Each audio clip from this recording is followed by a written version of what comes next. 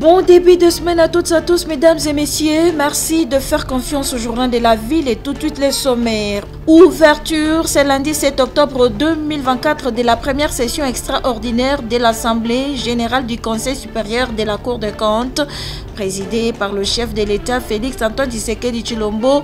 Cette première session extraordinaire a pour objectif de statuer les questions essentielles, à savoir le recrutement des magistrats de la Cour des comptes, la célébration des départs des magistrats déjà mis à la retraite et la promotion des magistrats. L'intersyndicale des syndicats des enseignants du ministère de l'Éducation nationale et Nouvelle Citoyenneté invite les enseignants et inspecteurs qui traînent encore à la maison de rejoindre leur poste de travail dès ce lundi 7 octobre 2024. Une fille étudiante au Canada, Québec, dans la ville des Trois-Rivières, répondant au nom d'Alexandra, est introuvable depuis 3 jours. Alerte sa maman qui demande à toute personne de bonne volonté qui la retrouvera de faire signe. C'est tout pour les sommaires. Mesdames et messieurs, et encore une fois, bienvenue dans ce journal.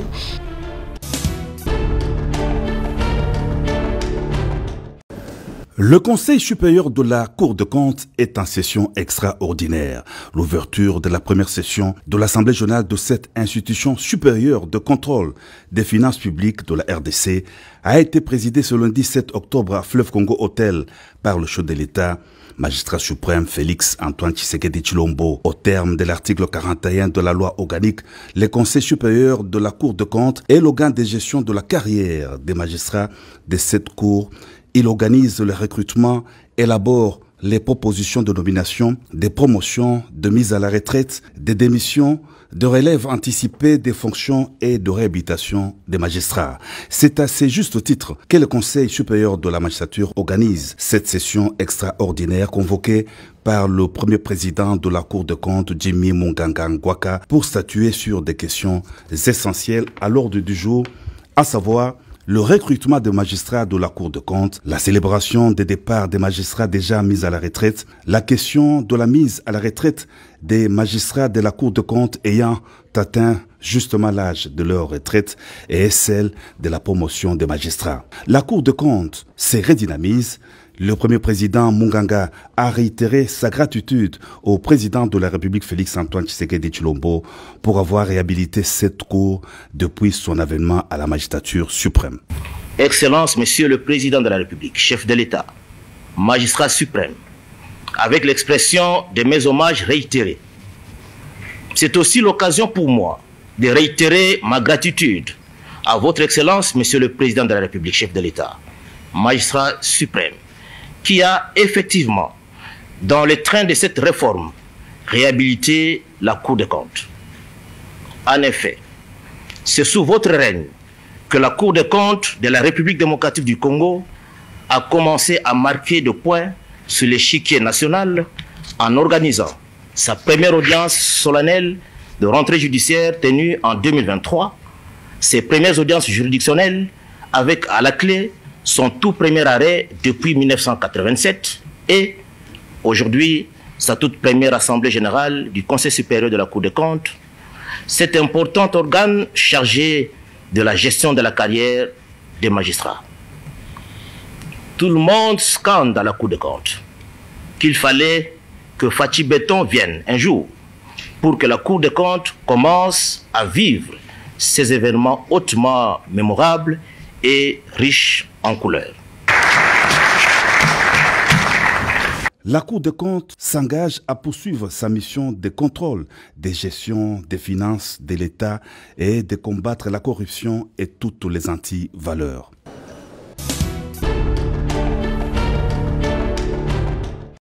Devant les hommes et les femmes d'affaires, membres de la mission économique belge en visite à Kinshasa, le ministre d'État, ministre des Infrastructures et Travaux publics, a, au nom de la première ministre Judith Souminois, empêché, ouvert les travaux de cette mission.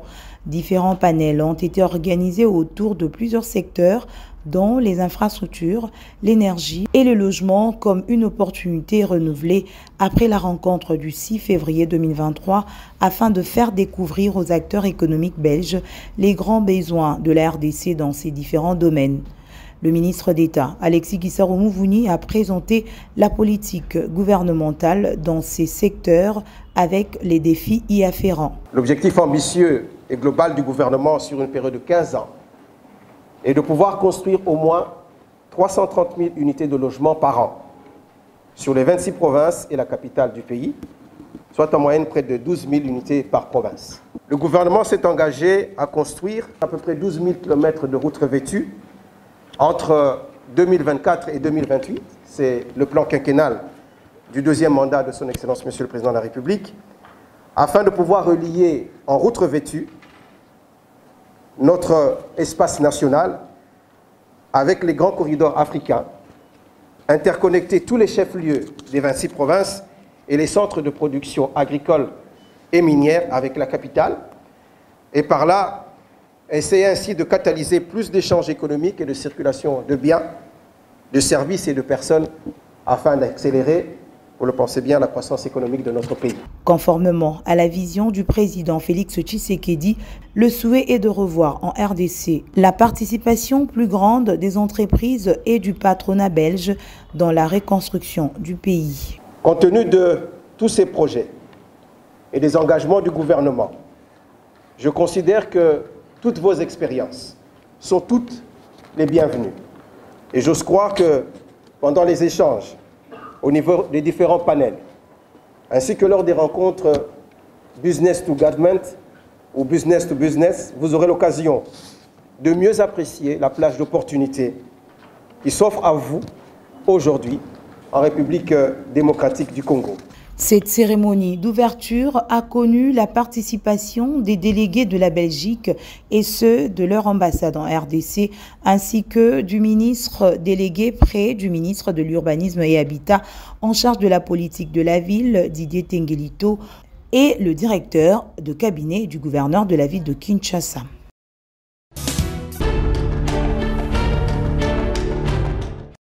Nommé à la tête de la Direction générale des recettes de Kinshasa DGRK le 27 septembre 2024 par arrêté du gouverneur de la ville de Kinshasa Daniel Bumba Lubaki, le nouveau DG Bitalo Moko Bonkai Edi prend officiellement possession de ses fonctions après la remise et reprise présidée le vendredi 4 octobre au siège de la Direction générale par le secrétaire exécutif Luba Kalowe Eli, le DGAI sortant Rudy Kakala, qui n'a fait qu'une transition de gestion d'une semaine, cède son fauteuil.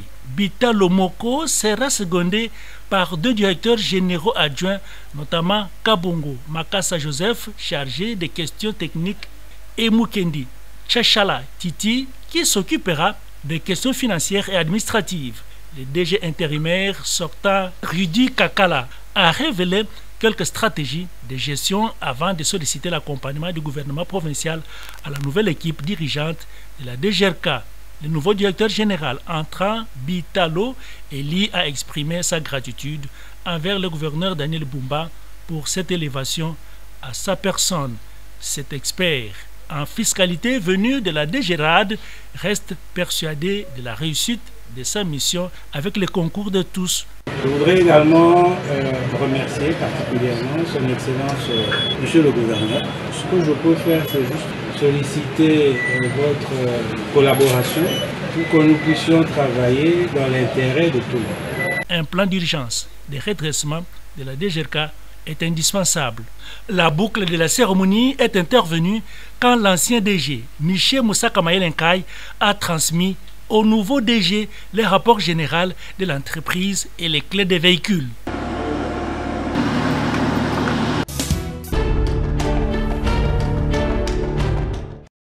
Il n'y a pas de grève décrétée dans des écoles publiques de l'État. L'intersyndicale des syndicats des enseignants du ministère de l'Éducation nationale et Nouvelle Citoyenneté éclaircit l'opinion dans une déclaration tenue ce samedi 5 octobre 2024 à Kinshasa.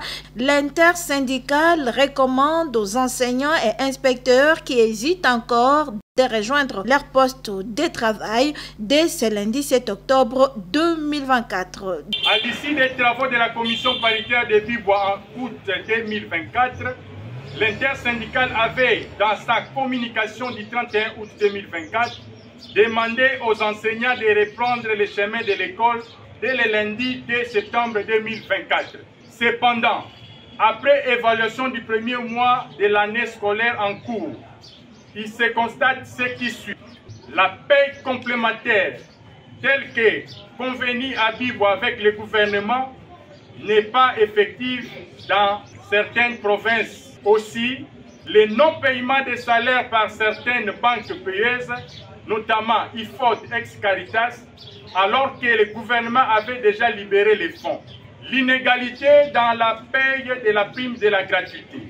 Le non-paiement de la prime pour fonction spéciale en faveur des inspecteurs dans 54 provinces éducationnelles. De ces constats, il s'observe plusieurs foyers de tension dans certaines provinces éducationnelles. Au vu de ce qui précède, l'intersyndicale recommande au gouvernement de la République de résoudre en toute urgence les problèmes si haut soulevés. Aux enseignants et inspecteurs qui hésitent encore de rejoindre leur poste de travail dès ce lundi 7 octobre 2024. Dans le cadre de l'action citoyenne, aider les nouveaux et nouvelles élus à apprendre des expériences de leurs aînés, un exercice que s'est doté le cadre permanent des concertations de la femme congolaise, CAFCO, depuis un certain temps dans le cadre du projet appui à l'engagement politique de femmes et jeunes pour l'émergence d'un nouveau leadership politique à la base, exécuté dans 10 provinces de la République démocratique du Congo.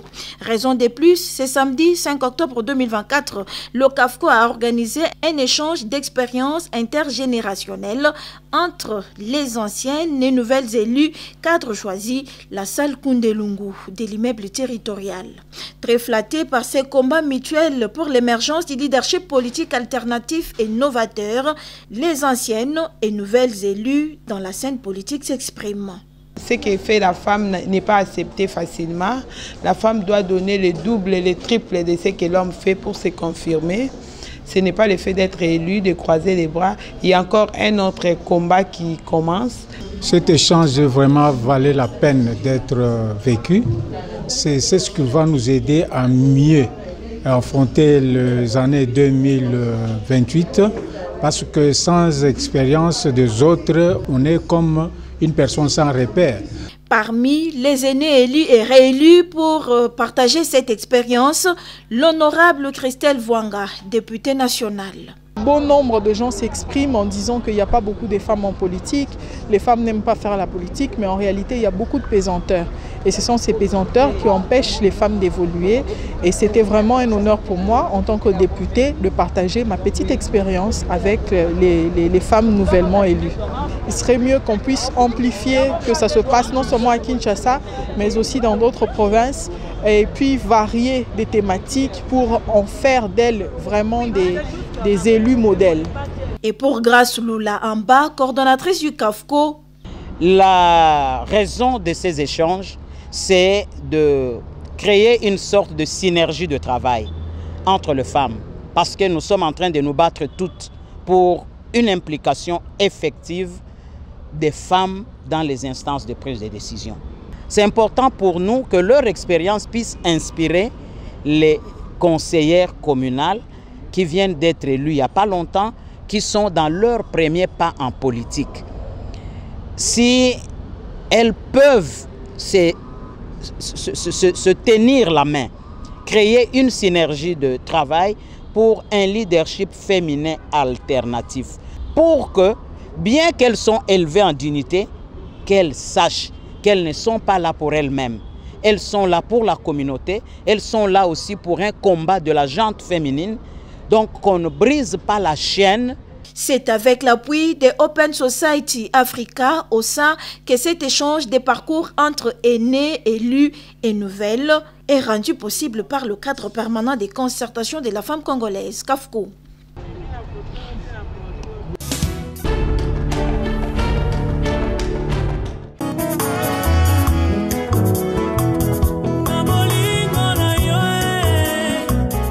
Décédé le mercredi 10 octobre 2024 à Kinshasa aux cliniques universitaires Bliss Esther Nzambi Kaboui.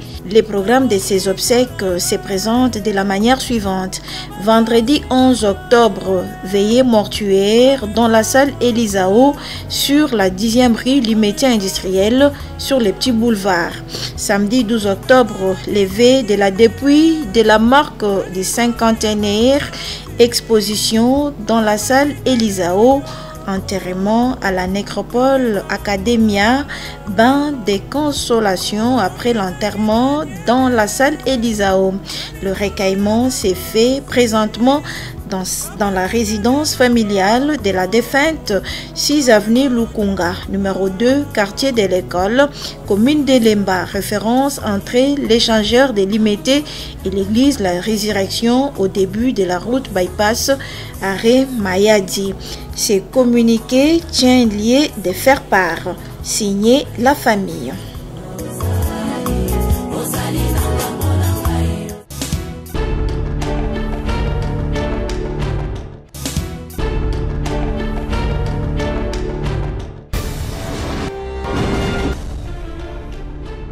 Nous sommes arrivés à la fin de ce journal de la ville, mesdames et messieurs.